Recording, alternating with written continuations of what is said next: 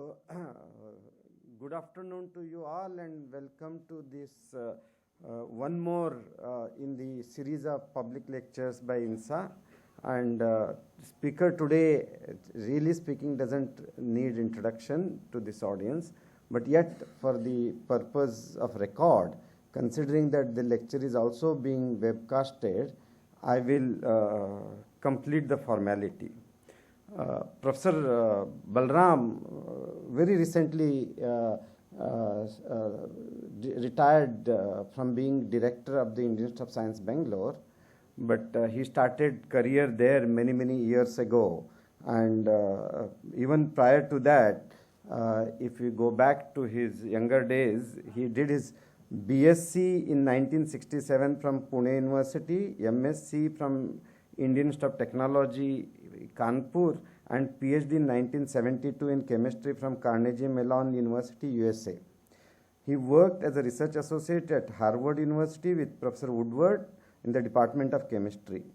And just about after 1 year of postdoctoral work, he returned to Indian Institute of Science and joined as a lecturer in 1973 and went on to become assistant professor in 77 and associate professor and professor in 86, and he became director during 2005 and 2014.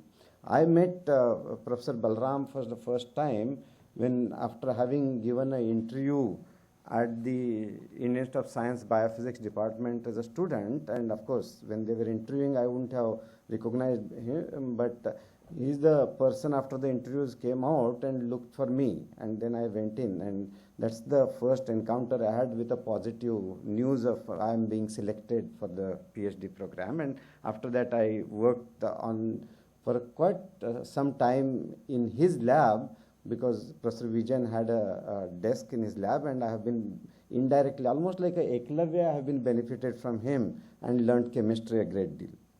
His contributions have been extensive in the area of molecular biophysics and chemical biology in a career that was spread over 4 decades. And his laboratory was among the first to develop the use of conformationally constrained amino acids in the field of peptide designing, establishing the principles of construction of mimics of the molecules which were essentially involved in antibacterial activities and so on. He subsequently took upon looking at the protein design at a larger scale and looked at disulfide bridges and many other interesting things. And he has actually done many activities in a diverse aspects of chemical biology in general, and spread across all aspects of, one can call it as chemical biology or biophysics or bioorganic chemistry.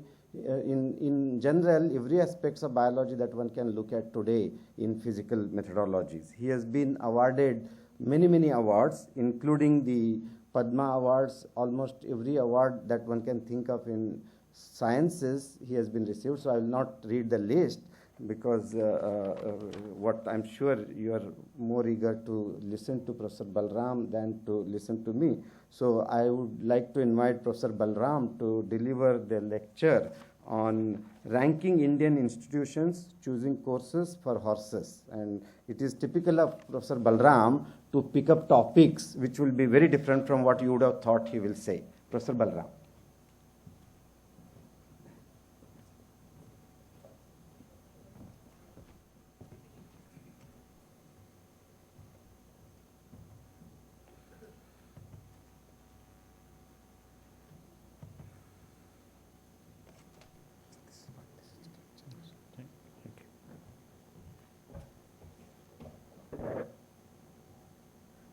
Thank you very much, Dinkar, for the introduction.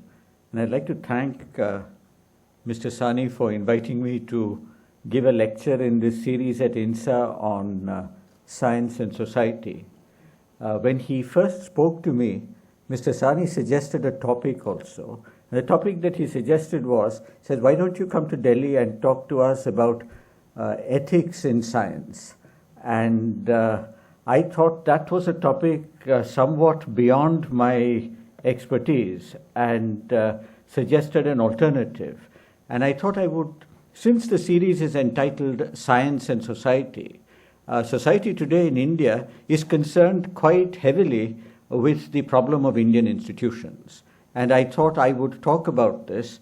And I must preface my remarks by saying that I am talking about this in the light of my experiences of the past 9 years as the director of one of the most visible institutions in India, the Indian Institute of Science. On my first few slides, I'm going to show you a few things which have appeared in the press over the course of this year. Today, and I think you probably recognize this in Delhi better than in the hinterland of India, that it is the media which really determines public perception on any topic that is being discussed. And therefore, we will start with the media. So you can see that I have put up two headlines here, one from India Today Online and the other from the Times of India. And both of them are quite easy to read. And when you see a headline like IIT Bombay and IISc Bangalore fall from the world top 200 rank, and if you are the head of one of these institutions, you can then expect within an hour or so of this appearing online, calls from other newspapers and magazines on why is your institution doing so poorly? Is it because of your stewardship? So I thought that this would be a topic that one must sort of analyze. Then, of course, we have the people who govern India regularly, whenever given an opportunity to address a gathering which is concerned with education or science, to say something which does not reflect very well either on our research system or on our education system. I think this is a topic that the Indian National Science Academy ought to be concerned with, but very often it turns out that India's science academies are somewhat out of touch with reality, although their individual members might in fact be facing reality every day in the responsibilities which they undertake. This is last year, and undoubtedly you can see that this must have been on the occasion of the Science Congress, which was held a little bit late last year, and you can see the then Minister for Human Resource Development, the Prime Minister, and the President, all of them on the stage there, and the headline which India Today put was, "Our higher education has hit a low." But then, this is not really limited to any one dispensation. The President now, more recently as August, by which time I was reading these headlines now as a commoner and not as one whom the press was going to call up. Although it turned out that when this particular headline came, the press did call me up because they probably held me responsible for the poor ranking of Indian educational institutions. And then, since we do poorly on these rankings, we've had very quickly the new government now making all the right noises once again, which says that we need to evolve India-specific rankings, and the Minister for Human Resource Development says that we now must have a national ranking system which will make our institutions maybe look better. But politicians are not the only people who now say that Indian institutions are doing poorly. Scientists are not far behind. In fact, very often the maximum complaints in public about Indian institutions are from scientists themselves or from educationists themselves. If you look broadly, science is doing poorly, and other disciplines are probably doing even worse. I think the situation in the humanities and the social sciences is no better in the universities than the situation in the sciences. And this is something that, as Indians, one must be concerned with. Now, the question, of course, is what do heads of institutions do when they are constantly under the pressure of answering to the media as to why their institutions are not doing well?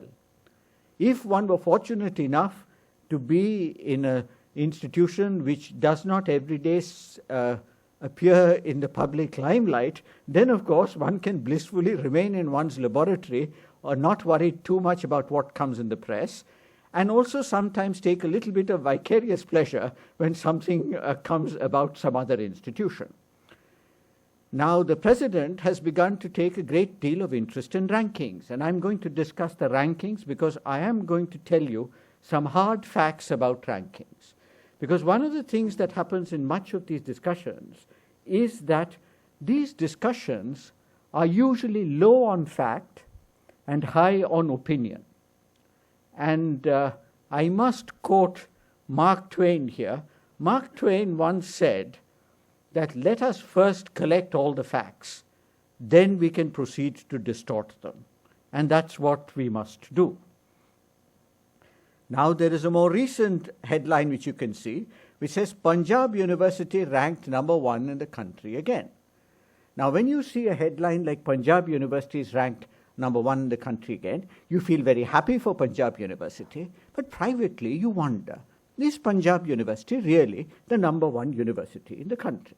Do all the educationists, if they were asked to rank institutions on the basis of personal prejudice, would they now rank Punjab University as the number 1 university in the country? We have many, many senior people. And nowadays it turns out, while India is in the hands of the young, it's only old people who come to listen to lectures on the problems which really confront the country. And this is again something that we must be concerned about.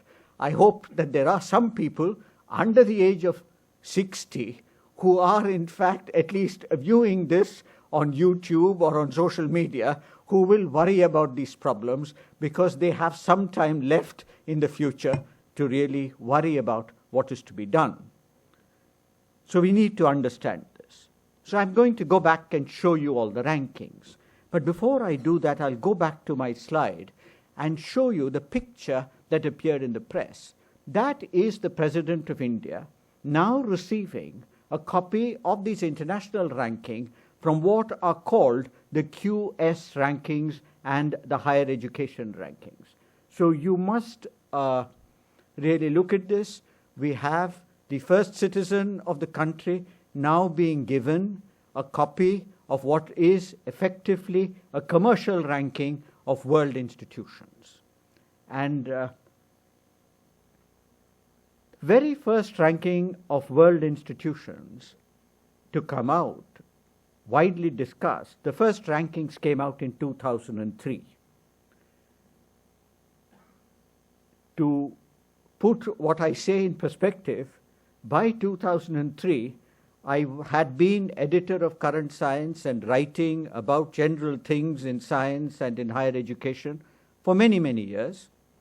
I was also just 2 years away from becoming the director of the Indian Institute of Science, and therefore I was in fact concerned very much with what these rankings were when they appeared for the first time in 2003. This was at that time produced by a Chinese university in Shanghai, and it was then called the Shanghai rankings. It later on became the academic ranking of world universities, which now has the abbreviation ARW ranking, and every year it comes out precisely towards the end of the year, sometime around September, August, September is when these rankings come out. Now, for any head of a scientific institution in India, and particularly for the director of the Indian Institute of Science, October is a very hazardous month because it is in October that the Nobel Prizes are announced.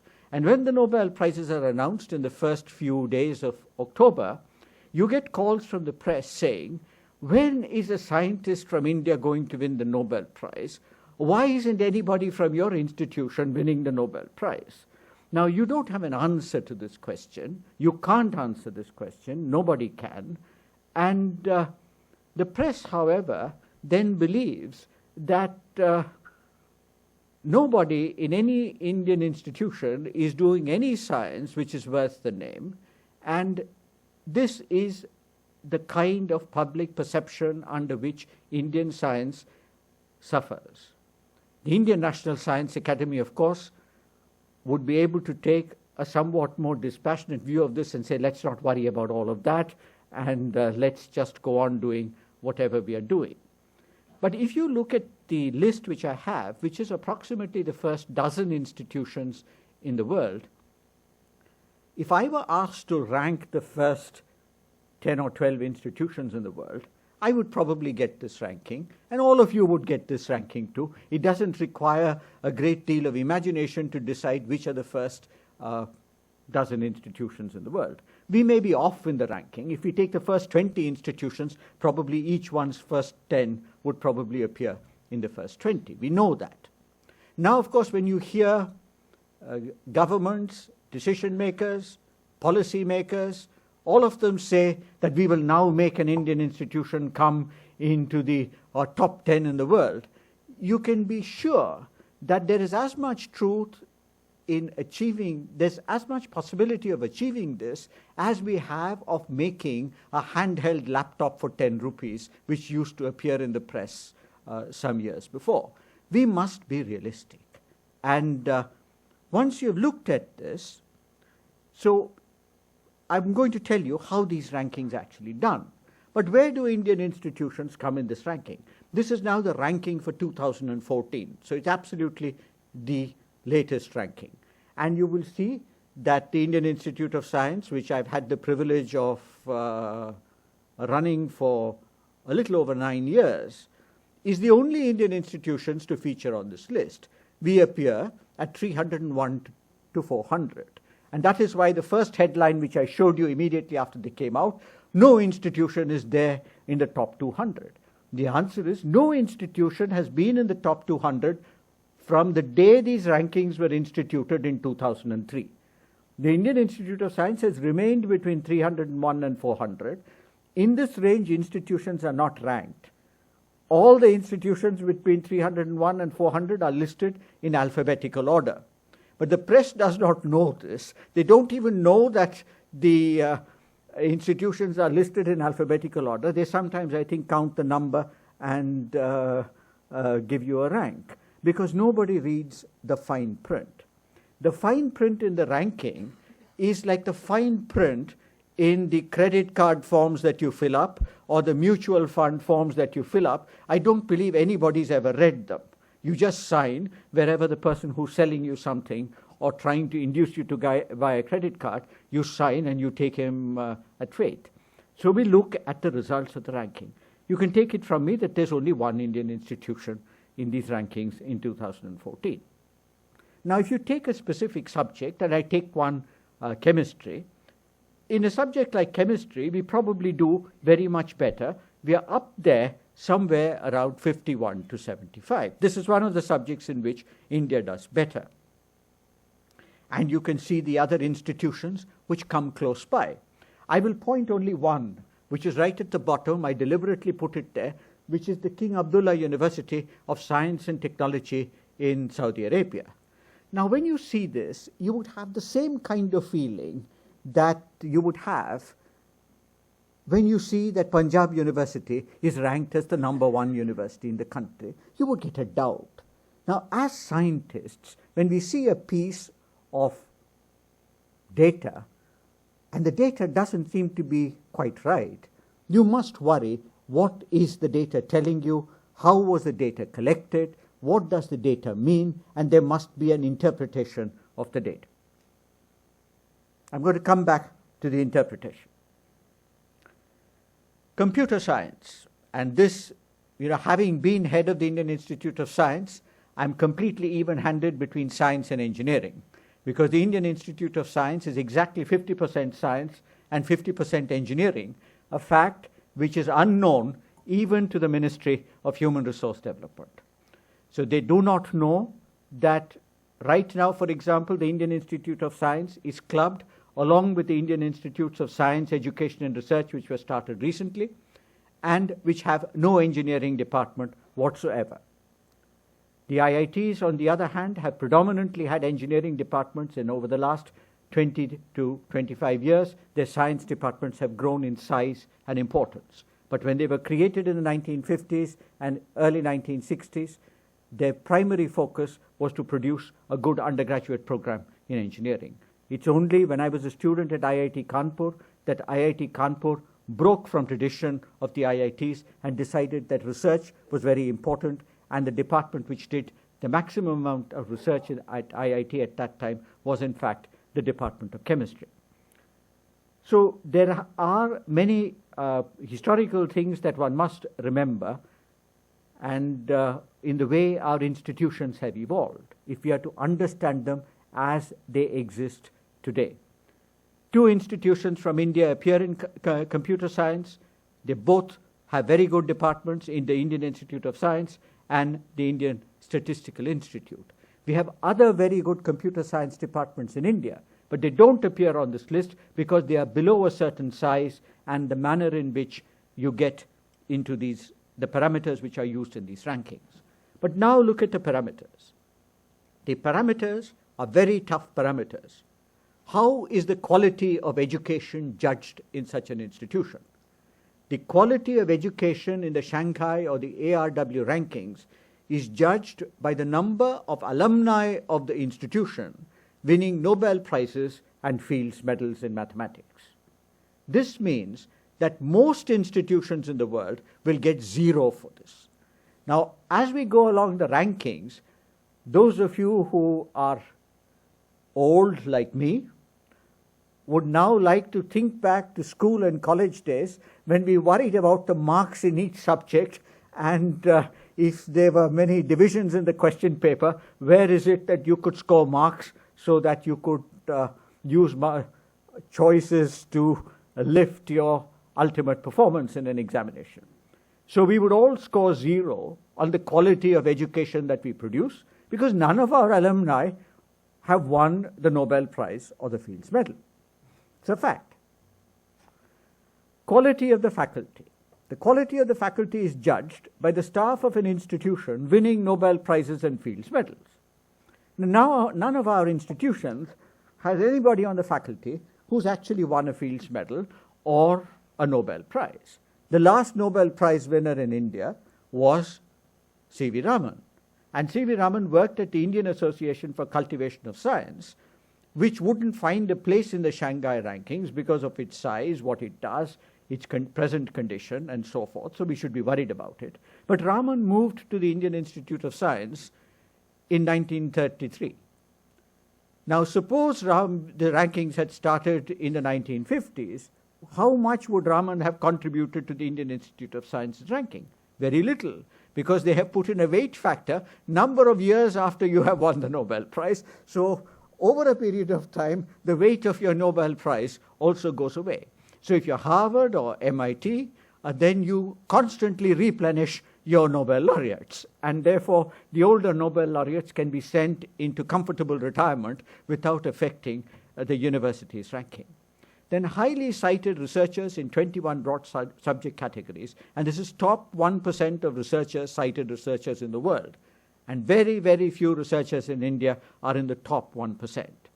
Remember, the top 1% means 99% of the researchers in the world are less cited than these people. The only thing on which Indian institutions can score is research output, which is the papers indexed in science citation index journals, and that counts for 20%.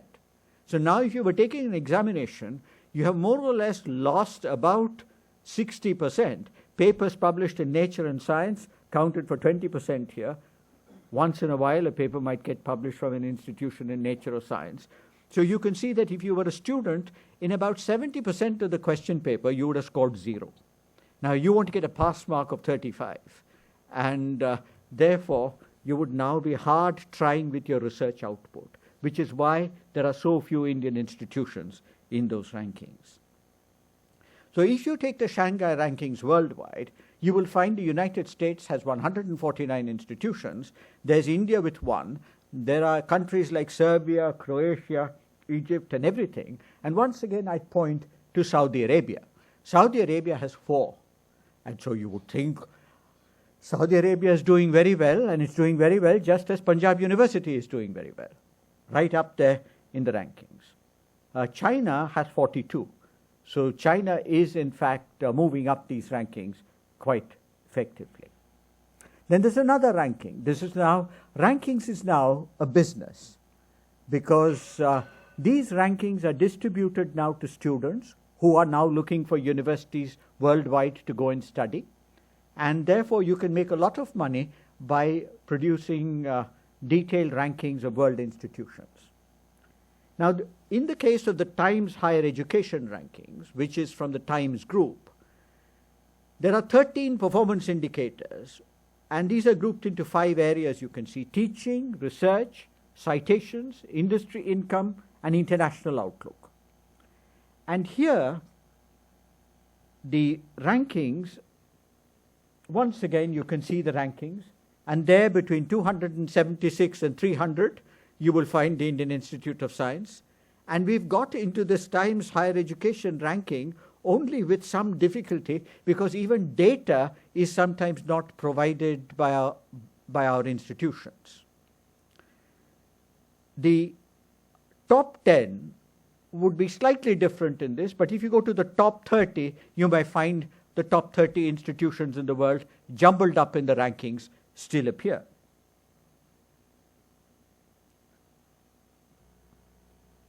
Now you can look at the way the top institutions rank. In the other ranking, Harvard came first. In this, Caltech came first, and you can see the overall scores. This really should take you back to your student days, where you were trying to figure out how to get at least scrape through to getting a first class in an examination by answering all the questions in which you could get marks if there were a choice given in the question paper. And so if one wants to improve overall score in these rankings, you can see teaching, international outlook, industry income, research, citations. All of this has to be worried about. Now, Professor Salunke is sitting right here in the first row. And if you ask him, what has India done? India, governed with extraordinary foresight from Delhi for the last, I do not know how many years, has in fact developed science and technology institutions by building smaller and more specialized institutions. Smaller and more specialized institutions which divorce teaching from research, which send away students, except PhD students, from their campuses, will not find their way into these rankings. So if we are going to beat our breasts and moan every year when the rankings appear, that no Indian institutions appear in the rankings, and it is the problem of the people running the Indian institutions, I will say, first go and look in the mirror and see what you have done to the Indian scientific and educational system over the last so many years, maybe 50, 60 years. We have not thought about this problem. We don't know how the world is going, or if the world is going, we have deliberately buried our heads in the sand and refused to see what is going on around us. Now look at all these factors here.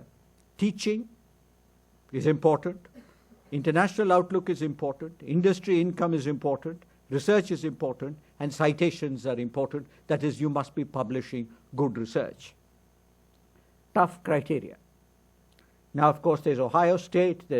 I've just put there because that has a world ranking of 68. Now, the question is, would we get one of our institutions to compete with Ohio State University? If we were going to do that, it must be a university where there are a large number of students, large numbers of teachers, and a large amount of research, not the smaller and smaller and smaller research institutions, which in fact, what we have done is we have maximized faculty comfort and we have minimized institutional impact over the last so many years. Now, the Indian Institute of Science ranks there between 276. Punjab University is right up there, IIT Bombay and IIT Roorkee. I've put them up there so that you can see what they are.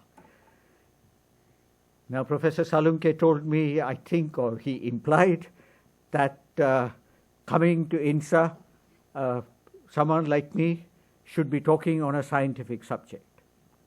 And I thought that coming to INSA, a scientific subject would be the last thing one should talk about. And in fact, coming to Delhi itself, I think one of the last things that one should talk about is a scientific subject. But instead, one should focus on matters which are important for policy, for governance, and for the future of higher education in India itself. If you look at this, look at where our institutions score and how much do they score. Now, if you look at this, and it'll take you back to your student days. You're hovering around the 35% mark, and if you had 5 questions to answer and you were going to total up the marks, you would barely actually pass and get into this. But I must also tell you, when we are in the top 500 institutions in the Shanghai rankings, we are not doing very badly. When we are in the top 300 or 400 institutions in the world, we are not doing very badly, because those institutions are at least competitive with the rest of the world. The rest of the world is an extraordinarily competitive place.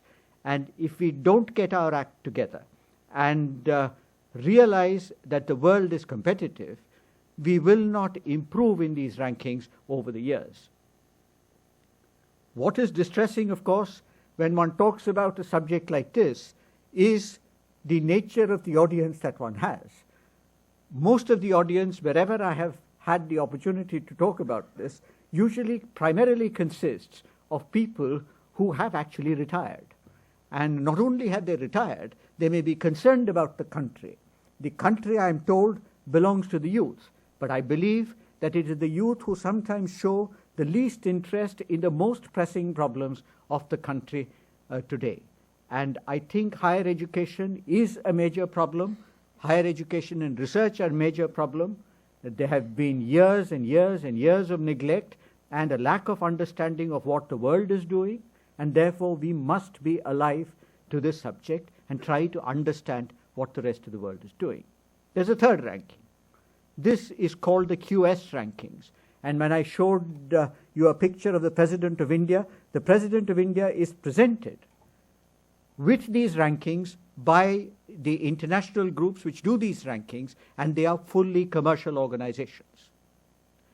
When the President of India is able to receive people producing commercial rankings, I'm not very sure that there is an internal discussion in India itself on what these rankings mean, how are we going to do better on these rankings, why are we doing poorly on these rankings. I don't think these are matters of public concern. Once again in this ranking, I'll just take you back very quickly, it's not very important. As the rankings become more commercial, the parameters also, the original Shanghai rankings were academic. They have now become commercial because they realized its commercial potential. Because you can sell the book or access to details about the top 500 institutions in the world for a price to millions of students across the world who are now looking for universities to go and study in. And therefore it is, ranking institutions is an extremely good business activity. And I think the people who have been doing this must get major credit for realizing where there is a commercial opportunity and on capitalizing on making their rankings appeal to students and appeal to customers. Academic reputation, employer reputation, you can see this. These are now much more subjective parameters. They are much softer parameters than the Shanghai rankings. The few scientists who are here, and one of the most remarkable things I must say to Mr. Sani now that I'm getting an opportunity, probably for the last time at INSA, is that INSA has been the only auditorium in India where when one speaks, one feels, one sees so few scientists, active scientists, actually present in the auditorium. And therefore I believe that it would be much better for the cause of Indian science and for Indian higher education to actually conduct many of these discussions, meetings, and public outreach in universities where there will be people who might in fact listen to some of these things, take them a little seriously, study them, and ask the question which is most important, I think, which can be asked only by the young, not by the old: how do we improve? And what are the directions in which we need to work in order to improve? I will go to the QS World University Rankings. The usual culprits will appear, because the usual culprits do well on all these parameters, because the major universities of the world are not the ultra-specialized institutions that we have been so fond of creating in India, as Indian universities have decayed. So one needs to worry about this. Now, in the QS university rankings, you will see the listed Indian institutions and where they are. And you will see right at the bottom, two of the most visible institutions in India, the Indian Institute of Science. The Indian Institute of Science is not very visible because it happens to be in Bangalore. It's fortunate that it is in Bangalore. The Jawaharlal Nehru University is much more visible. It's probably unfortunate that it's in Delhi. But I must say that some of the best places in India will move up in these rankings because they've now realized that they need to be ranked, and they're now providing the kind of information that is needed to get into these rankings, because these are, in fact, highly commercial rankings. But to tell you that rankings are becoming extremely commercial, there's a new ranking which has just come out, the Global Universities ranking. It's very, very recent, October 28, 2014. So in case Dinkar thought that, unlike in a scientific lecture, I would not be preparing till the last minute, I am preparing even for these lectures. And to tell you as much information as you could possibly gather. Once again, the usual culprits are up there. And these are the parameters on which they rank. And those of you, I notice a few younger people have come. I hope they are not from the press. If they happen to be students, they might just look at this, because this is like a question paper that you're answering, and what is the weight of each thing that you're going to get. And so if university administrators wanted to improve on these rankings, this is what they should be worried about. Now you can ask, what is an Indian university administrator concerned with? American and Western university administrators are concerned only with improving the ranking of their institutions, because it's only when their rankings improve will students come from all over the world and pay fees and study in their institutions. What are Indian university administrators concerned with? Indian university administrators are concerned with handling many local political situations, many general political situations. There is no vice chancellor in India who is allowed any time to do anything academic or worry about any academic thing in their universities. And therefore, having been director of the Indian Institute of Science for 9 years, I can say that the Indian Institute of Science may be the last bastion where, even if you're the director of the Indian Institute of Science, you can worry about something academic, at least for 20% of your time, not more than that, but at least 20% of your time. In the night, at least you can worry about academic matters. But even the Indian Institute of Science finds itself under pressure, because there's always pressure from employees, there's always pressure from outside parties, there's pressure from all directions. We do not know how to sustain, nourish, and encourage our institutions. And we must worry about this if you want to go. Which are the institutions which come here? You will be very happy to see here that the University of Delhi has actually barely passed 37.5. 35 was the pass mark out of 100 when I was a student, and I suspect it still is. And you can wonder, how did Delhi University pass? Delhi University is the university which really determines the political conditions of India's educational system. The 4-year undergraduate program at Delhi University, which was so widely discussed politically, in the press, everywhere, created, I think, more difficulties for understanding what the academic reasons other institutions had for starting a 4-year undergraduate program. The Indian Institute of Science started a 4-year undergraduate program under my stewardship. It is in its 4th year. The lack of understanding on why institutions conduct academic experiments, why is a century-old postgraduate institutions starting an undergraduate program, all of this needs to be understood. If you are to move up in these global rankings, one needs to have some kind of understanding for what global higher education is and how India can be competitive in the sphere of global education. It is not enough to have petty understanding of local politics as being the driving force in determining the way this country will go. Which of the world's institutions employ the most highly cited researchers? Because research is an important component. Now I will show you two rankings which are there from a paper which has just appeared on the Physics Archive. Everybody abroad is concerned about rankings because they want to push their rankings up. In India, without any understanding of rankings, every year in the month of October, we will beat our breasts, and the Prime Minister, whoever it be, from whichever political dispensation, will, in the Science Congress speech, have a written a document produced by somebody in Delhi, which will now bemoan the state of Indian institutions. And we cannot move up the rankings unless we understand the rankings. We cannot move up the rankings unless we do the right things. And even if we try, we are not going to move up the rankings, at least for a period of the next 20 years, by which time many of us who are present in this audience will no longer be on the scene. So I think this kind of understanding is in fact needed.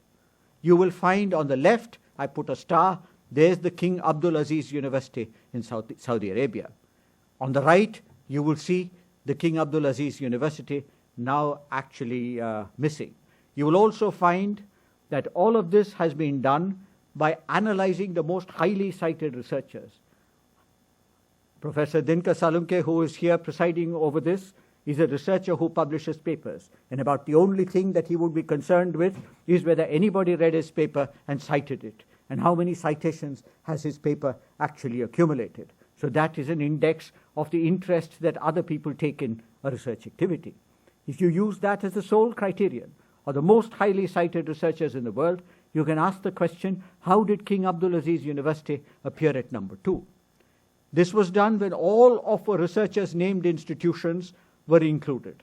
But if you now look at the headline in the paper where the authors and their affiliations are listed, if you use only the primary affiliation, because many authors list multiple affiliations, then of course King Abdulaziz University disappears.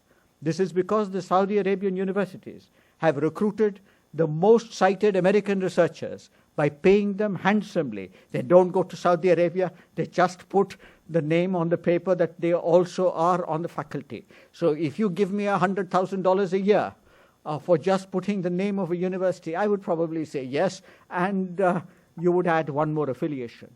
But now the ranking systems have got wise to this measure, and so next year you will find that many of these universities will disappear, or the year after that they may disappear.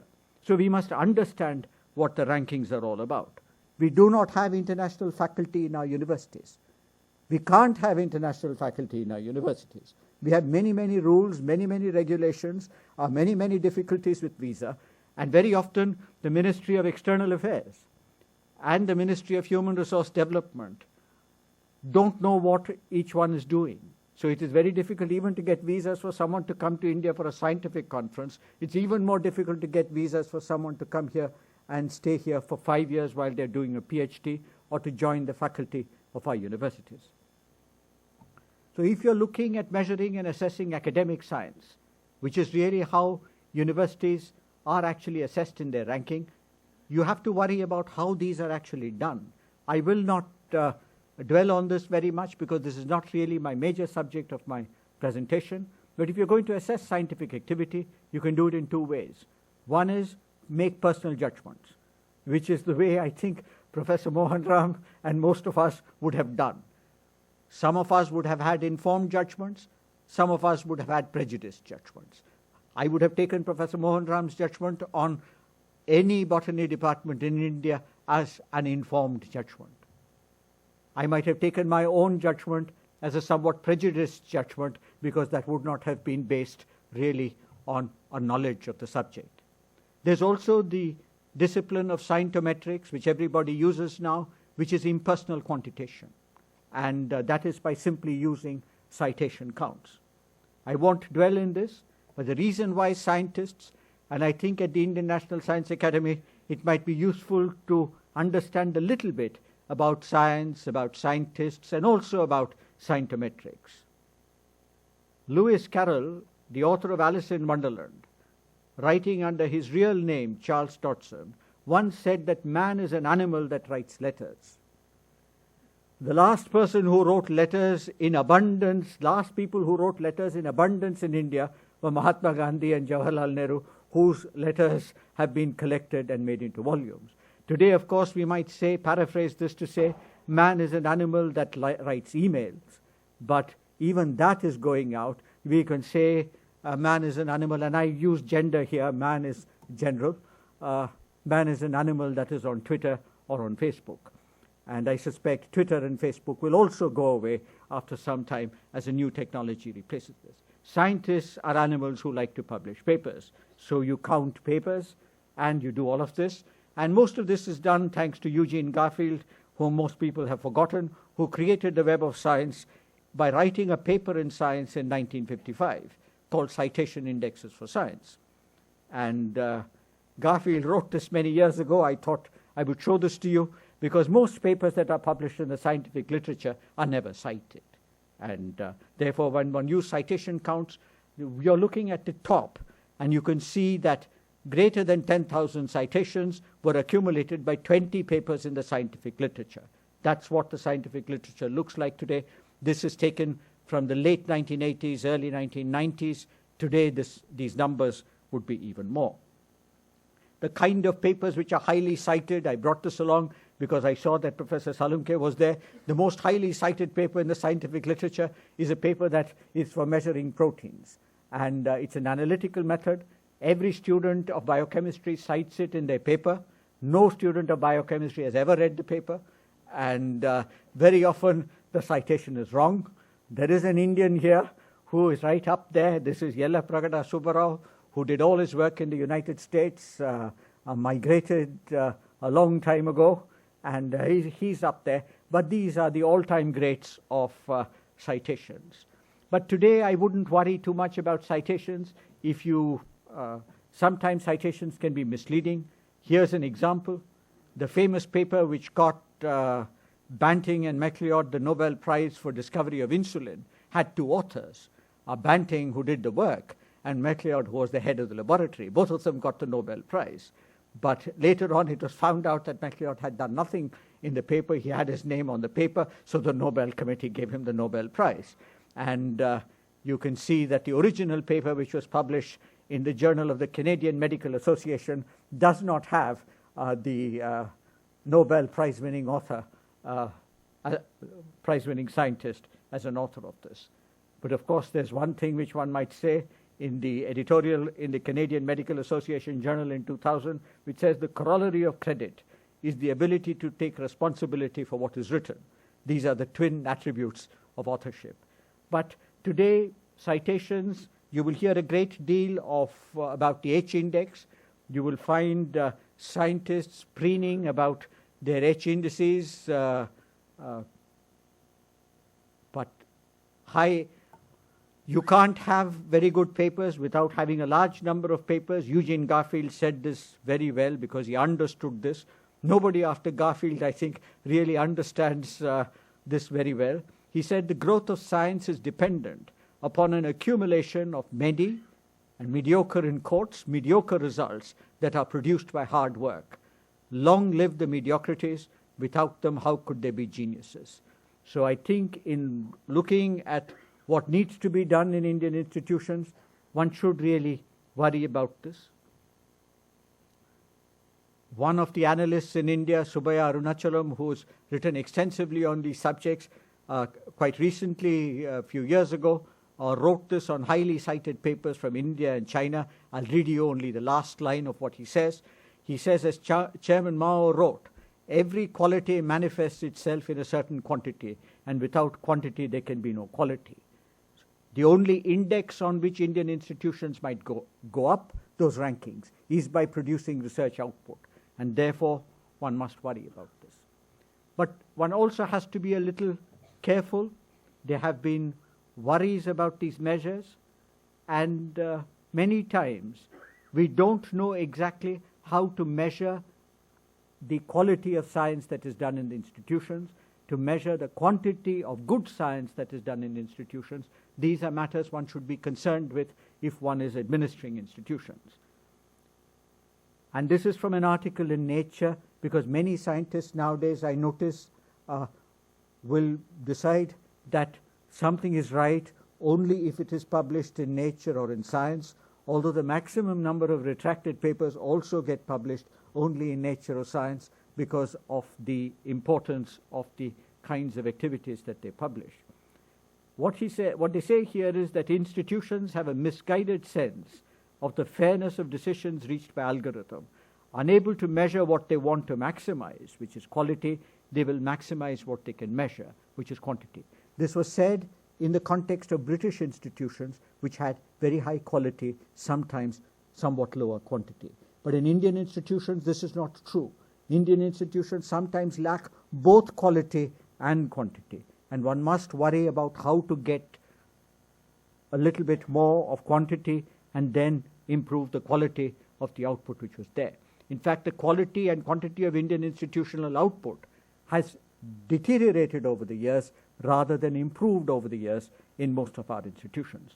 Today, if you look at India's higher educational system, and what I've written here is a taxonomy of higher education, you can see there are many, many different animals which one can classify. Everything from affiliated to autonomous colleges, universities, research institutions. Now many of our national institutions, CSIR, DAE, they've all become institutions. CSIR now has an academy. The very idea of a university now actually no longer exists. We had deemed universities.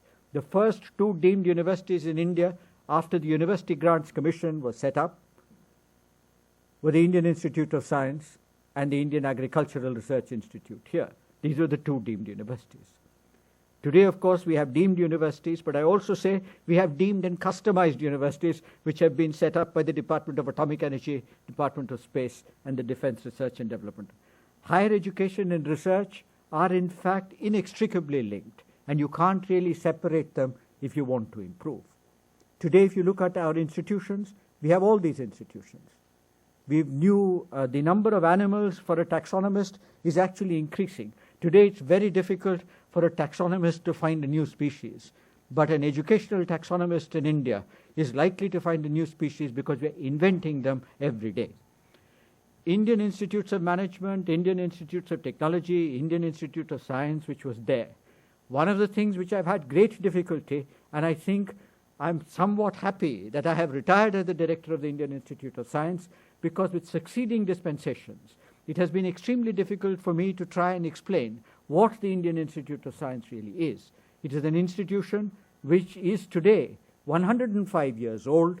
It was set up long before independence, and it has grown, evolved over a course of a century. But in Delhi, nobody really understands what the Indian Institute of Science really is. And therefore, sometimes with successive governments, institutions have difficulty in explaining who they are, what they are, and what do they need. Today we have new animals which we are creating, the Indian Institute of Science, Education and Research, which are supposed to do undergraduate education in a research ambience. But very quickly, what I will do is to tell you a little bit about the problems that we have. And this is a book that I would like to draw your attention to called Pasture's Quadrant, on which I wrote many years ago in Current Science. Donald Stokes, a professor of political science in the United States, wrote this, died before the book was published. Book was published after he died, but he introduced a concept called Pasture's Quadrant, which I have simply illustrated over here. What he said is that institutions, higher education institutions, and the Indian National Science Academy might be a good place where I think one might talk about research. And there's use-inspired research along the x-axis, fundamental research along the y-axis. And what he said was, we will divide research space into 4 quadrants. The top right quadrant is what he called Pasture's Quadrant, after which the book is titled. The book was published after he died. Look at it. If you move along use-inspired research, you might actually find something useful, like the electric bulb. If you move along the y-axis, you might find something really fundamental, like the structure of the atom. Of course, the structure of the atom later on became applied, but nuclear energy followed many years later. Pasteur, up in the top right quadrant, is there because his work was both fundamental and extraordinarily applicable. He's the man who gave us vaccines. Pasteurization is named after him. He's also the founder of the understanding of the stereochemistry of organic and biological molecules. In the 1850s, it is Pasteur who told us that optical activity in molecules is a consequence of the three-dimensional arrangement of atoms and molecules. And to recognize Pasteur's work in the right context, you must remember that Pasteur's recognition was before atomic theory, it was before stereochemistry, it was in fact the starting point of stereochemistry in the 1850s, which is why a professor of political science at Princeton University has named the top right quadrant, where use-inspired, or what we call applied research, and fundamental research are both very, very high.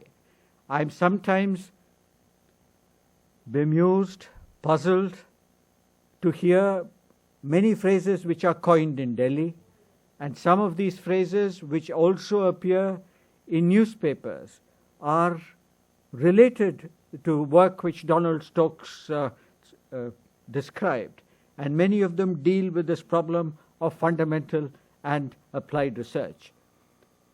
Now, I won't tell you why Edison could have done what he did, but if you want to extend this diagram, this is what I've done. I put the Indian Institute of Science so that you don't accuse me of bias. I could have put Jawaharlal Nehru University, or I could have put Delhi University, which appear to be the only two institutions in India which concern the people who run Indian science and Indian higher education. Administrative flexibility along the x-axis, financial resources on the y-axis. If I ask my colleagues of many, many years, they will say, if you provide us with unlimited administrative flexibility and unlimited financial resources, and Professor Salunke will agree, we will take you into the top right quadrant and make it an ideal institution. As an administrator, I will say, of course, this is not true. You can't have administrative flexibility which is unlimited. You can't have financial resources which are unlimited. Both of these are totally unreasonable. Therefore, let's look at something else. I've relabeled the axes. Teaching along the x-axis, research along the y-axis. These are subjects, Mr. Sani, that the Indian National Science Academy might do well to consider. And they might do well to consider this in a meeting where their fellowship is present in substantial numbers. Most institutions have very little teaching and research. They are in the bottom left quadrant, which I had illustrated with R.K. Lakshman's Immortal Common Man. You want to look to take them to ideal universities, which means you must have a way of going. What are the pathways? Biologists know that there are pathways for directed evolution, where you can get bacteria in test tubes, subject them to environmental stresses, and allow them to evolve under the influence of these stresses. The pathways for reform, because we are constantly reforming higher education and research. We have to ask ourselves some hard questions. What are we doing? If I want to go from point A to D, and Dinkar said that I had studied chemistry, I thought I would put a chemical example. If you want to go from molecule A to molecule B, you have to pass an activation barrier. And the kinetics of the process, or the rate at which this transformation will happen, will be determined by that equation. I thought the Indian National Science Academy would one place where at least one equation should be shown, whatever be the lecture. It would have an exponential, except that it has a negative sign in the exponent. E raised to minus barrier height divided by a constant. So the higher the barrier, the more difficult it will be to effect the transformation. So if you want to take Indian institutions from the bottom left to the top right, you face a considerable barrier. Assuming you have crossed the barrier, there's also the danger of reversibility, because in Indian institutions, very often the evolution of institutions is dependent on who runs the institution, and since the people who run institutions necessarily must change because human beings have a limited lifetime, institutional structures must be robust enough to withstand this transition of individuals. And I must say, the only institution which has really stood the test of time is the Indian Institute of Science in India, because it has actually survived an entire century. To survive a century in India is an achievement. To begin at a time just before King George VI was crowned, or King George V was crowned as the King Emperor of India, and to come to the present day is no mean achievement for an Indian institution. You can look at all the other institutions in India which started in 1857, the universities at Madras, Bombay, and Calcutta. The cities have changed their names, and the institutions are no longer what they once were, and we might, as Indians, worry about this. So there is this barrier. How do you cross this barrier? You have all these factors which contribute to barrier height. Academic faculty contributes quite substantially to barrier height. If you look at the problems that our universities have, they are extremely politicized, the faculty are divided. There's very little ways of effecting educational reform in an institution which is completely beset with political problems. The problems of the universities in Delhi are no different from the problems of universities elsewhere. It is only that the problems of universities in Delhi attract national attention. The problems of universities elsewhere only attract local attention. A little bit of history is always needed to look at ourselves. Why are we the way we are? How do we improve? Higher education and research in India, this is a sort of very brief historical summary. 1857, a year which is remembered as the time when the first sort of uprising against the British took place. It's immortalized in history, but it's also the year in which, thanks to Macaulay and his successors, the universities were established at Calcutta, Bombay, and Madras. All three cities have changed their names. All three universities have changed their character. And if you ask the question about these universities, they were doing very well after independence. They were centers, major centers of learning, in addition to other universities at Delhi, Banaras, and so on. They were true academic centers of excellence. Mahendralal Sarkar's 1876 attempt to start the Indian Association for Cultivation of Science, where many years later Raman did his immortal work. But look at the Indian Institute of Association for Cultivation of Science. The J.N. Tata endowment to start the Indian Institute of Science is dated 1896. The institute was established 13 years later because it was very, very difficult to establish the institute. The history of the Indian Institute of Science tells you more about the history of higher education in India than the history of any other institution in India if you look at what happened between 1896 and 1909 and the subsequent evolution of the institutions as departments were added over the course of a century. If you want to make our institutions better so that we do better on all these rankings, there are models. There are Western models, there are Indian models. The universities at Kolkata, Madras, Delhi, Banaras, Allahabad, all of them were major centers of learning. So we had examples. We have to ask ourselves, what did we do to them? That's a question which is a hard question, which will give you a somewhat unpleasant answer, and therefore you don't want to ask the question because you don't want to hear the answer. But now if you start new institutions, what we want to do is we want to avoid many of the problems that the older institutions had, but the new institutions are extremely specialized. They are unlikely to get into these rankings and so forth of the global rankings because of their size and the way institutions are assessed. So a debate needs to be there, and it's very difficult in India on higher education to have a debate which is sensible, small or large. We have been creating smaller and smaller institutions. It has nothing to do with the political dispensation of the times. It is largely a problem of the academic community itself. One of the things that I might say is politicians are somewhat easy to blame, but academicians must sometimes look in the mirror themselves. And smaller and smaller institutions make for faculty convenience, but smaller and smaller institutions are not going to get you into global rankings. I can't do better than to quote Mahendralal Sarkar, because Mahendralal Sarkar set up the Indian Association for Cultivation of Science along with Father Lafont. It's the only institution. It wasn't really an educational institution, it was a research institution. But C.V. Raman found it, a locked building, went into it, began to do his research, and won India's first and only Science Nobel Prize. What Mahendralal Sarkar said in 1900 was that the world's chief and greatest discoveries have been made by those who had or have to teach. Educational institutions still furnish the best laboratories for research. Pure research institutions have only recently come into existence. This was 1900. If we had listened to Mahendralal Sarkar's advice, if we had even debated Mahendralal Sarkar's sayings, even the Indian Institute of Science, its early documents, are not as the Indian Institute of Science. It says a research university.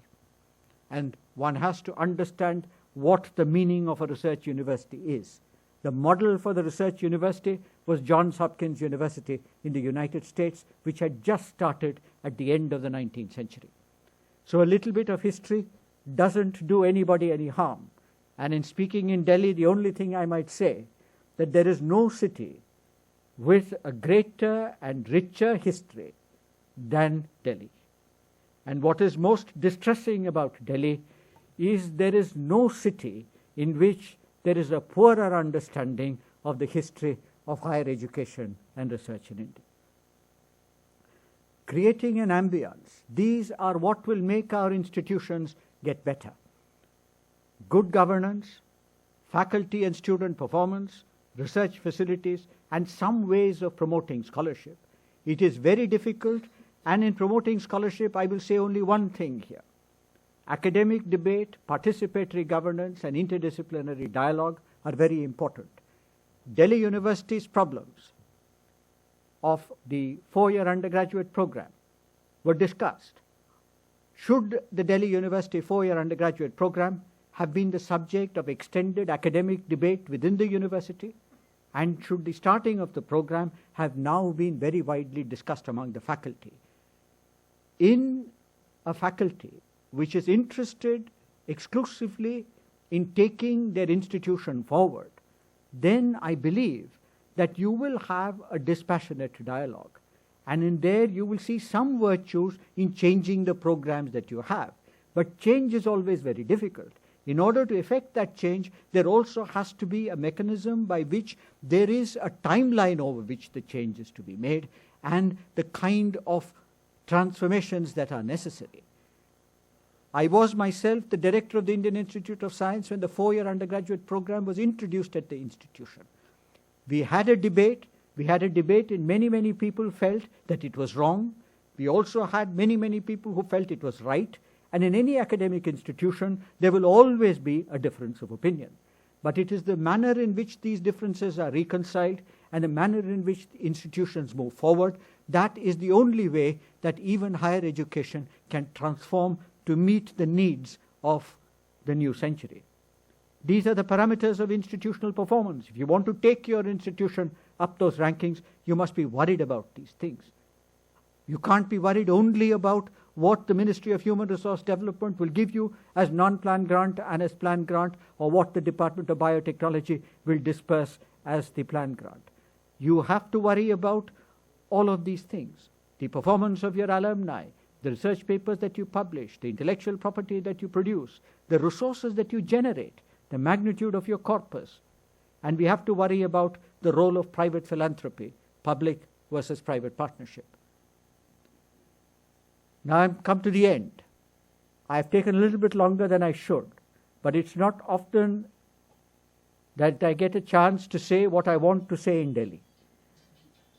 And one of the wonderful things about Delhi is just this, that nobody listens to anybody. And at least in other places, once in a while, there will be some small group of people having an academic discussion on something. But Delhi is really the political capital of India. It has great difficulty in deciding whether or not it is the capital for everything other than politics. Academic discussions require certain dispassionate judgment. Academic discussions also require time and patience.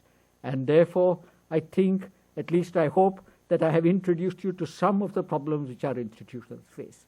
But is it also dismal? Here is a ranking on which we've done very well. Just appeared. It appears in Forbes. top schools with billionaire undergraduate alumni. And the University of Mumbai is right there at number 9. So we are in the top 10 institutions in the world. Year after year, I have read in the newspapers, successive prime ministers announce that an Indian institution must be taken into the top 10 or 20 in the world. The people who write those speeches have little understanding of the rankings and have little understanding of what is necessary in order to go there. Today, if we send our cricket team to Australia and hope that they will win, we must know how we should face Mitchell Johnson. We need to send the right people. And it is not very easy. So we must understand what these rankings are and how you move up those rankings. But since there is very little understanding of their rankings, but this is a ranking in which we have done very well. The billionaire alumni, I was not able to find all the billionaire alumni of the University of Mumbai. But I was able to, of course, find some of them. You will have very distinguished names like Mukesh Ambani, Anil Ambani, Uday Kotak. All of them are listed there, and therefore we've done well. Where does the public perception of science come from? Public perception of science and higher education in India comes from those who make opinion in India.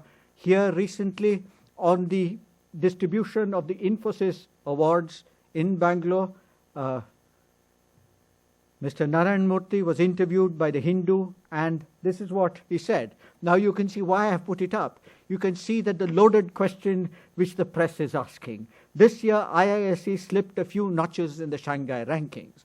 Unfortunately, Divya Gandhi, who wrote this, does not understand the Shanghai rankings.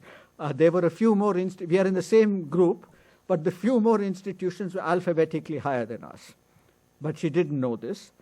And of course, Narayan Murthy now said something which was not relevant to the question that was asked. And I think he was clever enough not to say this. But when I saw this, having been the director of the Indian Institute of Science for almost a decade, when something like this appears in the press, what I feel is, then I must take responsibility for this, because it is under my stewardship of nearly a decade that the institution has actually slipped from where it was. So that's the implication of the question of the press. And he says, what are the most important problems that innovative science can help solve for India? And then Narayan Murthy, of course, picks on here and says institutes such as IISc, for instance, should focus on how to build better quality roads by spending as little as possible. Now, if we spent our time focusing on how to build better quality roads, something that the Central Road Research Institute set up many, many years ago by the Council of Scientific and Industrial Research does not do, then the Indian Institute of Science will slip further down these rankings, and maybe if it slips far enough and disappears from the rankings altogether, then nobody will ask this question anymore. Now, there have been others. There have been foreign commentators who have written in the press about these rankings. Philip Altbach, writing regularly in the Hindu and also elsewhere in international media, says that for India or other developing countries to obsess about the rankings is a mistake. There may be lessons, but not rules. He also says the global rankings measure just one kind of academic excellence, and even here the tools of measurement are far from perfect. We must have some institutions which go up the global rankings. We must understand the rankings. We must work on those parameters, but not every institution can actually do this. I go back to what has been publicly stated in the press. The Prime Minister has stated that there's a need to evolve India-specific ranking system for universities. The press has a habit of misquoting everybody, so maybe he was misquoted. And then it says that our Minister for Higher Education wants a national ranking system for institutions. Now, it's useful to have a national ranking system for your own policy, but it is not very useful to be out of international ranking systems. We must also rank. It is as important to give equal importance to the Ranji Trophy and the Duleep Trophy in order to find good players for the Indian cricket team, as it is to make a good Indian cricket team which will also compete in the World Cup. So this is something that we must understand. But the need to evolve India-specific rankings is something that now I think, is being worked on. India-specific rankings are good to use Indian policy for support, but India-specific rankings should not be used to misguide ourselves on how we stand with respect to the rest of the country. Philip Alpbach has also said this, that if you're going to do India-specific rankings, he says that if the Indian ranking system is seriously flawed in its design, methodology, data, or interpretation, it will be picked apart and immediately lose credibility. So in order to retain international credibility, we should not do India-specific rankings unless the people who do the rankings are now going to spend a great deal of time ensuring that the rankings will have credible parameters on which you can base them. Now, in 2004, 1 year before I became the director of the Indian Institute of Science, when I was still very active as the editor of Current Science and writing editorials, I did write this, so I'm quoting myself now after a decade. I had then taken recourse to a quotation from Alice in Wonderland, because the Shanghai rankings of world universities had just come out. And there, in Snow White, the queen said, "Mirror, mirror on the wall, who is the fairest of them all?" And she said this because she was in fact afraid at some time that she was getting competition from Cinderella, who would then eventually be transformed. But what the Shanghai rankings did is it provided a dispassionate ranking of world universities. It told us where we stand in the world.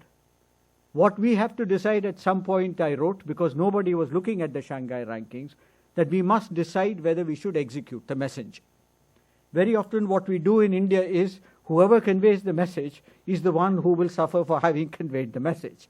But one great advantage of retirement is just this, that I used to say this even before I retired. I have said this even when I was in office. But one of the great advantages of being head of an institution is Bangalore. Bangalore lies in India's hinterland for everything except information technology. And therefore, very few people in higher education realize that Bangalore also was the center of a great historical experiment in higher education, which was the creation of the Indian Institute of Science as far back as the first decade of the 19th century. It was also the institute in which C.V. Raman worked after he won the Nobel Prize. He went there in 1937 and worked all the way till 1948. So it has a long history. And many of India's best scientists either worked there or later on came back and worked there. We are not the only ones who worry about the rankings. Reinventing Europe's universities, I've taken it from 2004 because I quoted it in my 2004 editorial in Current Science, and you can see that everyone's worried about competing in higher education. But we're not all that bad. I have to say now, when we give all these rankings, there's an article, and I brought this along very specifically for Professor Salunke, because I've noticed that most biologists in India believe something only if it appears in Nature or Science, despite the fact that these journals have the maximum number of retracted papers. But their news sections are quite interesting and newsworthy, and here it says that IISc also has an ongoing program and all of that, and it says that we have, in fact, an impressive display of independence. So you can see that the standalone institute that shines through this is the Indian Institute of Science. I've brought this here because I hoped, and I'm usually, whenever one speaks in Delhi, one is only dismayed at one thing, that is, there are so few people to listen to anything that is of presumably current interest in making any kind of informed academic decision. The Indian Institute of Science is the only one which remains there, so I believe we should support such institutions. We should know which institutions we should support and to leave them alone a little bit so that they can evolve in their own way. I would, with this slide, really come to the end of my presentation. What I have tried to introduce to you in this lecture is the kind of assessment and analysis that is going on about higher education and research worldwide. Why I say this in the auditorium of the Indian National Science Academy is that the Indian National Science Academy should also at some point or the other realize that the responsibilities of an academy are also to debate, to discuss, and to actively contribute to the improvement of the sector of higher education and research of science in India, and that the responsibility of academies is not merely the well-being of the fellowship of the academy itself. And I think it is time that institutions like INSA actually recognized what it is that the what is the real contribution that they can make to higher education and research in India itself. Thank you very much.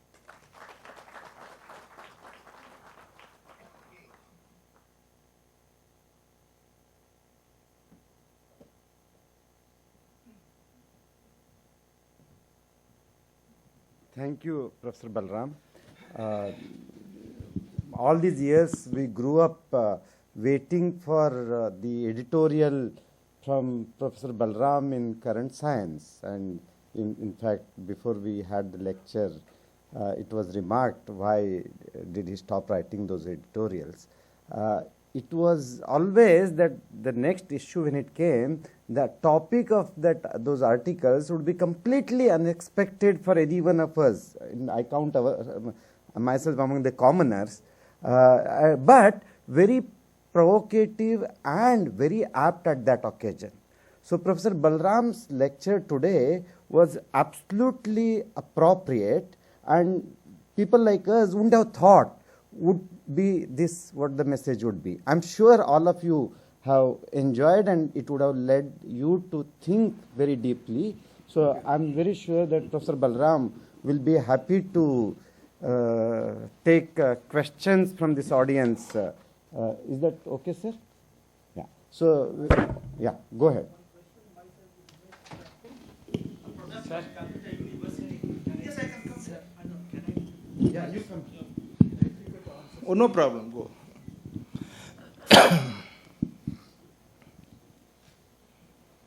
At the very outset, the presentation made by you was very attractive. Myself is Umesh Prasad Singh, product of the University of Calcutta. After listening to you with rapt attention, my mind goes to Swami Vivekananda, who graduated from the University of Calcutta in 1884.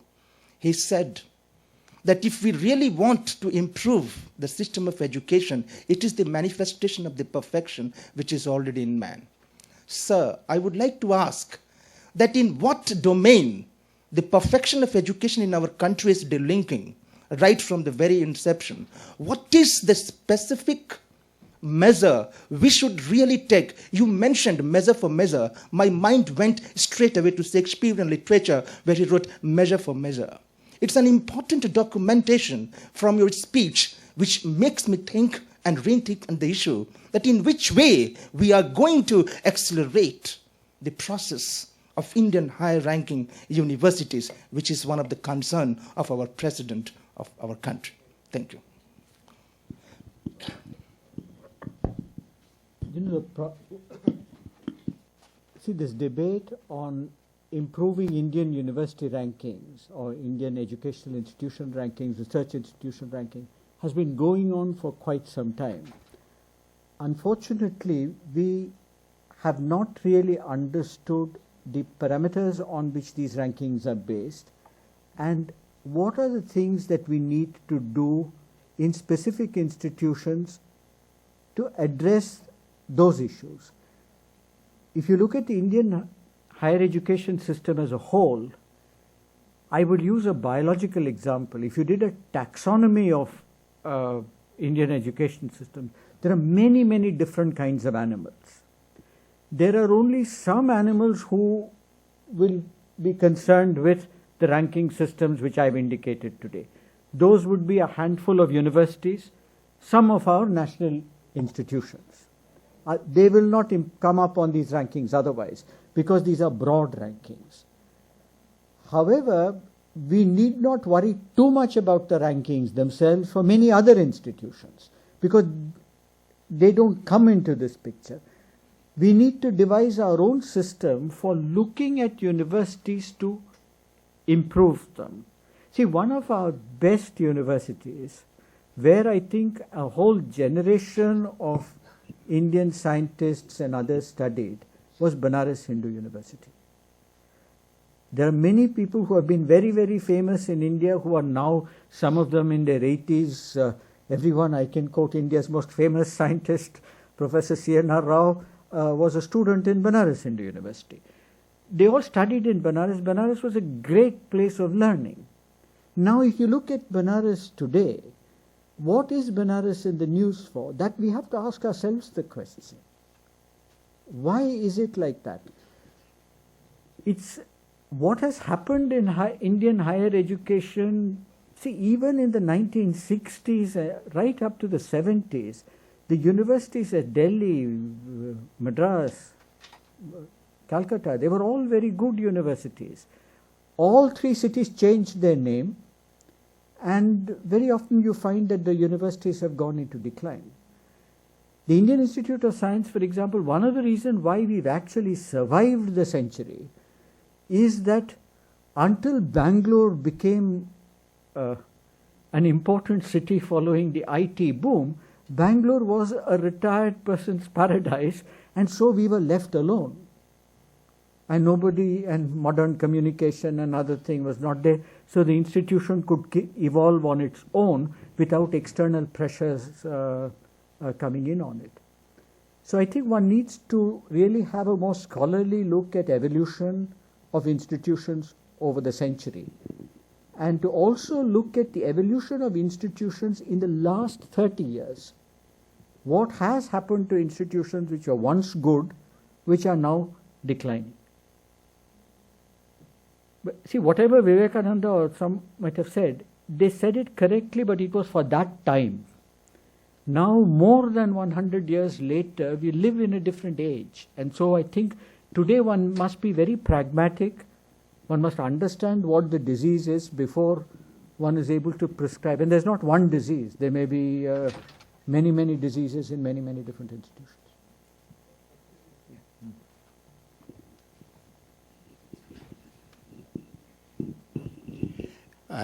My name is B.B. Gupta. I hail from Ghaziabad, a nearby town of Delhi. And I'm mechanical engineering graduate from IIT Chennai, Madras of 1970. I worked in Department of Atomic Energy for 25 years in Nuclear Power Corporation for construction of nuclear power plants of the country. My personal observation about research, it is under poor management. The managers of these institutions are very, very commoners, highly commoners, I will say. This is my personal observation. It is not to be linked with anybody's version. I will tell you one example. More than one efficiency machine was made in this country by one electrical engineering graduate from Banaras Engineering College, which was a part of Banaras Hindu University once upon a time. And he has to spend his own money to make that equipment. And Department of Atomic Energy could not support him financially. Under this type of situation, what will happen? No, I think I am putting you the fact. And if you want to know who is that man, I will give him his address. You can meet him in Karnataka. He is settled in Karnataka near Karwar. No, I will only say one thing, that the number of examples of people who have been discouraged from the courses of activity which they have been pursuing, of much better work which could have been done in our universities not having been done, there have been many, many local difficulties.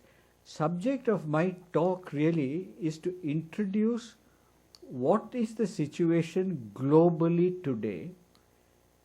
We have now, for example... I will give one more example. Examples of what is wrong in India are very many more than what is right. Three poles in a magnet. This research has been done in India. Yeah, don't. And I know it is since 1960. 3. No, the problem is not that. The problem is not what has been done and what has happened. The purpose of my talk really is to ask and get people to think about how do we understand these rankings.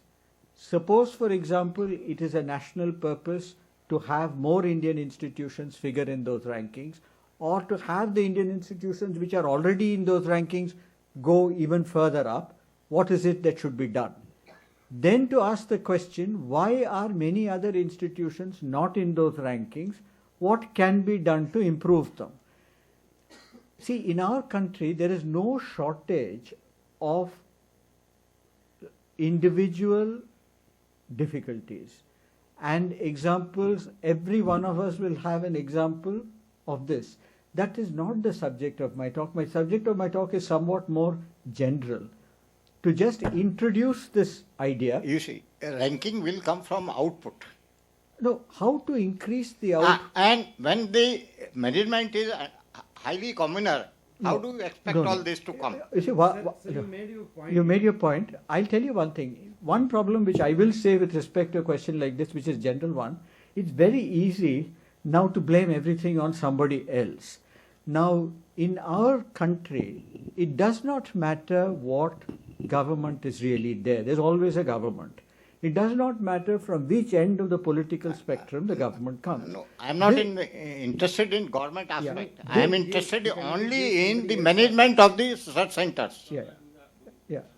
This management of the research centers. Sure. It is under the control of highly commoners. Your point is what I want to say. No, even my stress is on that aspect. I'm not interested what government is doing, what state government is doing, or what else. When they don't want to, the institutions like Bhabha Atomic Research Center is not ready to listen to Mr. Paramhans Tiwari, who did the research of more than one efficiency machine. And he was honored by various universities of the foreign country. You can read the paper of early 90s. And it was not recognized by the Bhabha Atomic Research Center. Can we take other members of the audience? For information, I am telling all that. We accept your statement. Yeah, go ahead. Now, I just wanted to say I was at Delhi University for whole life, and IISc was my alma mater, where I did my doctoral and all that in 60s. So I just want to know why that model, IISc model, could not replicate the whole of the country. Because what you are writing, I introduced also at Delhi University with my Vice Chancellor's help. I am Professor M.P. Srivastava, and I was chairman, Board of Research Study and everything. So I got introduced the seed grant. The seed grant is very important because you have to worry about very, very small things, and you have to take out from pocket and do it. But the Vice Chancellor, the then Vice Chancellor, Professor Pantel, was very much helpful, and he accepted this idea of introducing seed grant, although you give much higher seed grant than what we introduced at Delhi University. I want to know what prevented, because even Sir C.V. Raman, he was the director of the Indies of Science, and he too had to leave. And he went to the Indian Academy as such, open up his own institute. So what prevented this model to go up and multiply over the whole country? Could you elaborate? You see, the differences of opinion will always be there in academics. No, I would say this, that because I had the privilege of being the director of the Indian Institute of Science during its centenary year. I became the director a few years before the centenary. And therefore, I was also editor of Current Science. So I did a fair amount of reading on the history of the Indian Institute of Science. I think to some extent the Indian Institute of Science could be set aside because it is a product of its evolutionary history. It has a rather unique starting point, and then it has evolved over time into what it is today. If you take the universities at Madras, Bombay and Calcutta, which were first set up in 1857, they also evolved, and around the time of independence, they had evolved into major centers of research because there were very, very good departments started there at that time. Calcutta University already had it even before, but immediately after independence, Madras University, for example, had very major research centers created in the 1950s. G.N. Ramachandran went to Madras in the early 1950s. We have not really understood in these institutions how they actually rose, even in independent India, to a position. Delhi University was such an important place in the 60s, 70s, and research was what it was known for, and it had the best department in each one of the scientific disciplines, and I'm sure in economics and everything else. So I think we need to look at this evolution a little bit and understand it. Sir. Let him ask them. Professor Balaram, this presentation is very good. This is talking about how do we compete with the world in ranking. I joined JNU the year you joined Institute of Science. Gosh, I thought you were much younger. But what I don't understand, I also had exposure outside, but we don't want to ask a very fundamental question. I have asked n number of scientists, they cannot give me an answer. You are a very smart person, you should be able to give at least some partial answer. The question is, what do we want as a society from education? If you answer that question, then we can solve all the problems. These are all reactionary problems. I don't know whether I'll answer the question or not. I'll give you an answer. I don't completely agree with you. You see, if you take this entire domain of higher education, I will give you now an analogy because Professor Mohan Ram is here and I expect support from him if I use this analogy. The domain of higher education is a little bit like biology. You now look at a taxonomy of higher education. In a very healthy higher education system, there will be many different animals. These animals will appear of all kinds. There will be institutions which are strongly focused on both education as well as research. There will be others which are focused maybe less on research and more on education, which is what many of our institutions were.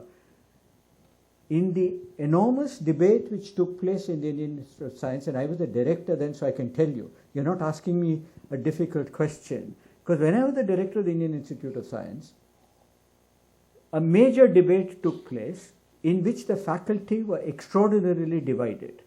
That debate was whether after having existed for more than 100 years, the Indian Institute of Science should start an undergraduate program. The only reason that we need to start an undergraduate program is we need to broaden the base of the institution, get younger people to come into the institution, give them exposure to research like the research universities with which we are competing elsewhere in the world, and to have both teaching and research happening in the same place at all levels. This experiment was set into motion 4 years ago. And when it was set into motion, we created the 4-year undergraduate program. Although we created the 4-year you have been in Delhi, you have been at the Jawaharlal Nehru University. If you have been in the discussion in Delhi was almost exclusively as though only Delhi University had started the 4-year undergraduate program. What was the discussion which went on in Delhi University? The idea of introducing research into an undergraduate program was what we wanted to do. We wanted to broaden the base of the institution. This is the only way that we can actually lay the groundwork for moving up in some of these global rankings. Now, the Indian Institute of Science can think of this experiment because it needs to move up in these global rankings. Because if it doesn't move up in these global rankings, whoever is the director of the institute will now be accused of pulling the institution down during his tenure. We were doing it. Every institution must now ask this question. There are some institutions which may worry about rankings, but not every institution. But every institution must have a mix of both teaching and research in order actually to produce the best kind of output. We've had institutions where there's been only research. We've had other institutions where there's only teaching. And unlike the universities in the West with whom we are really competing, those universities which had a great deal of both teaching and research were the universities which I put on here: Delhi, Bombay, Calcutta, Madras. Except Delhi University, all other universities even changed the cities have changed their name. Many things have happened. So, I don't think in this complex problem you're going to stand up, ask a question and get an answer which satisfies you. The purpose of a lecture like this is not to provide every solution which is there for every problem, but to really say that if you discuss problems, bring them to the fore, then you might now have more people thinking about the problem and coming up with possible solutions. There must be some younger people who will worry about these things in the future.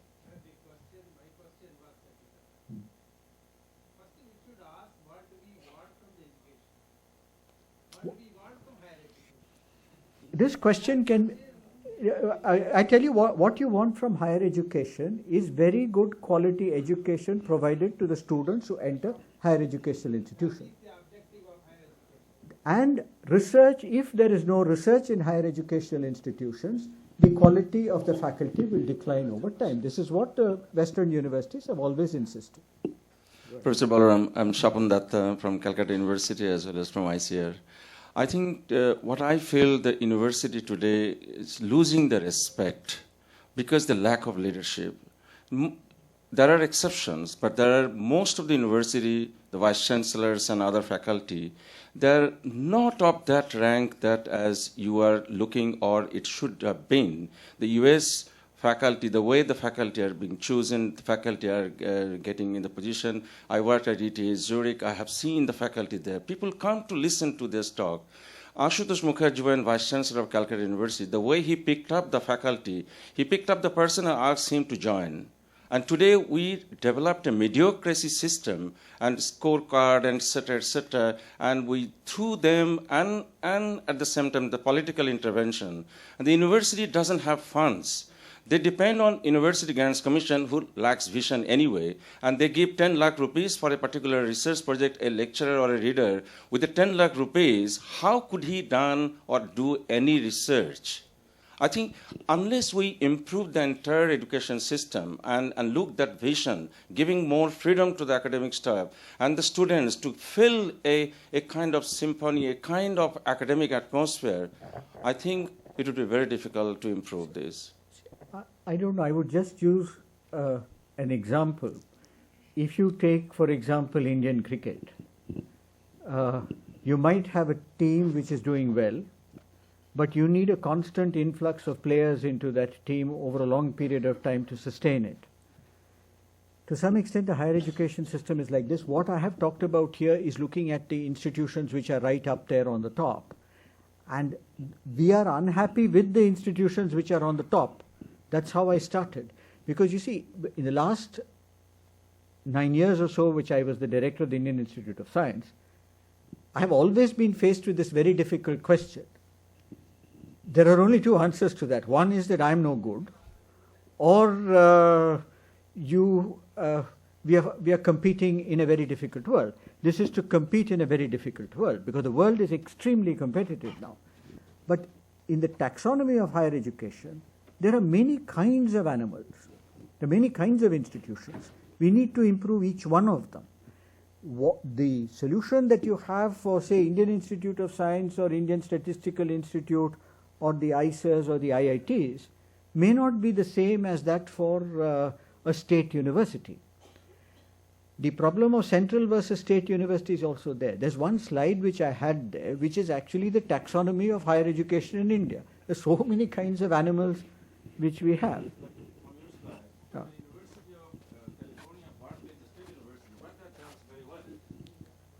Yes, because you see, California now is richer than most countries in the world. But even then, I don't think. See, we have very unrealistic kinds of projections that we will get an Indian university into the top 100. It will never happen. And if we are playing the game of the rankings, otherwise one could take the view that this is not there is some other problem which we are going to address. We first have to decide what it is that if you want to say, look, I don't want to do this at all, then I think it should disappear from the. Yeah, it should. Yeah. Last comment from. Oh, no. Sorry, it's not the last comment, but I think it will take a long time to explain why university like Delhi has gone down. I know. So many historical things have happened.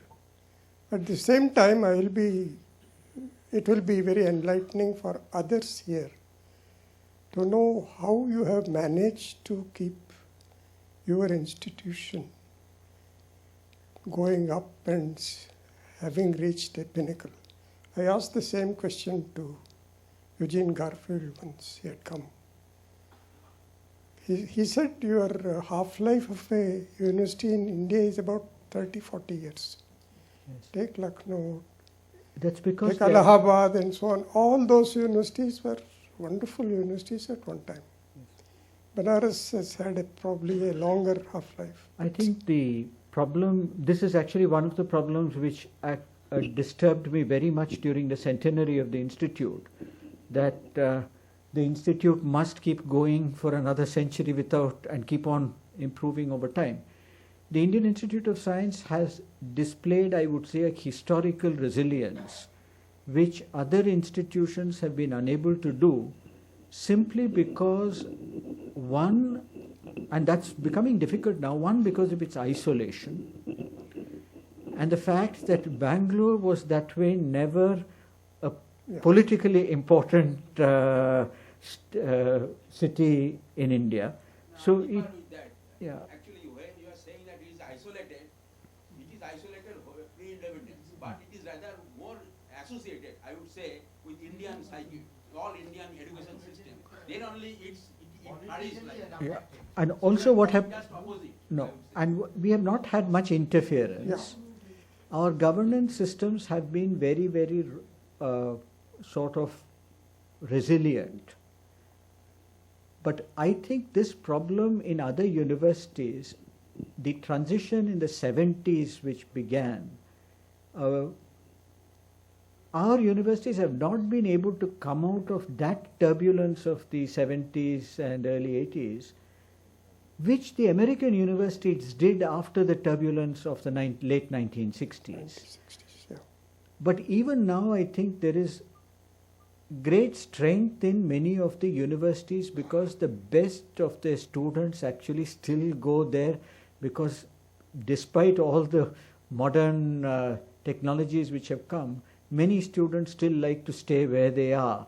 So at BSc and MSc level, the universities still get the best students. And I think university governance needs to be helped a great deal.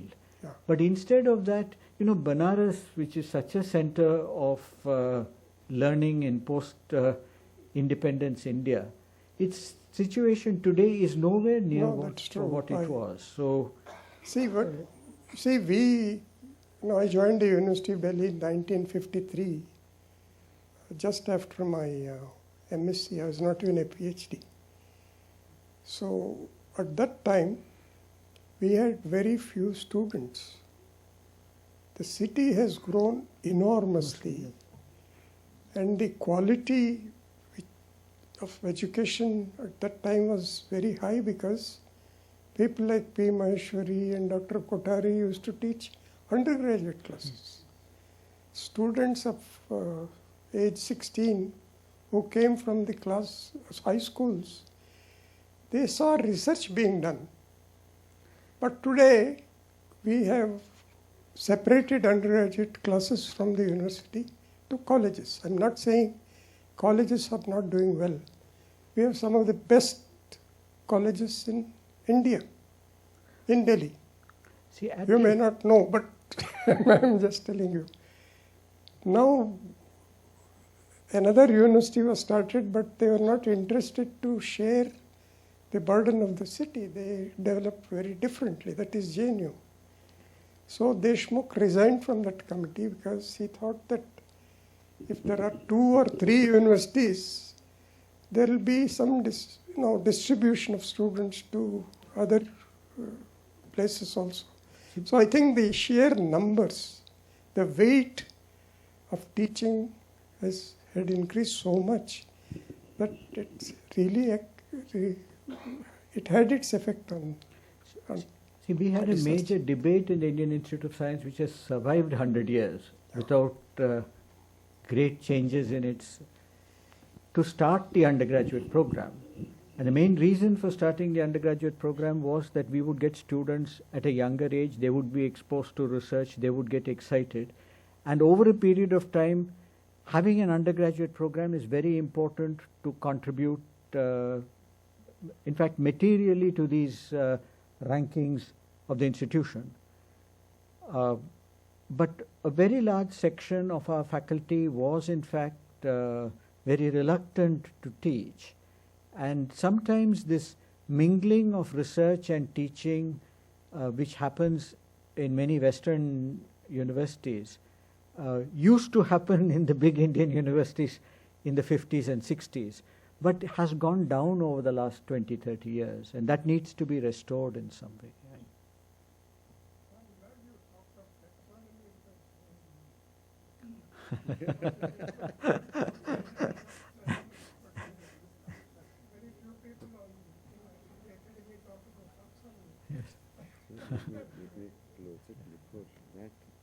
So I'm sure all of us go back after this lecture with a thinking mind.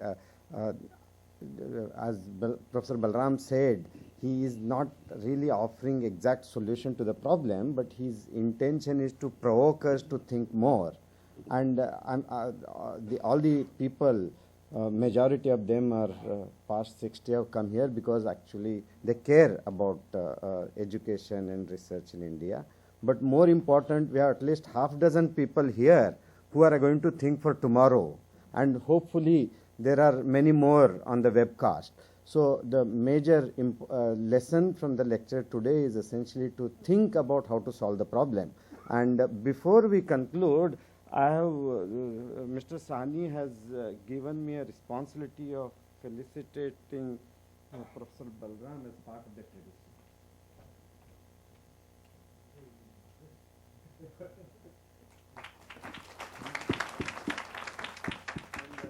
I think all of us can join for tea there, and Professor Balaram is available for more questions. And thank you for coming.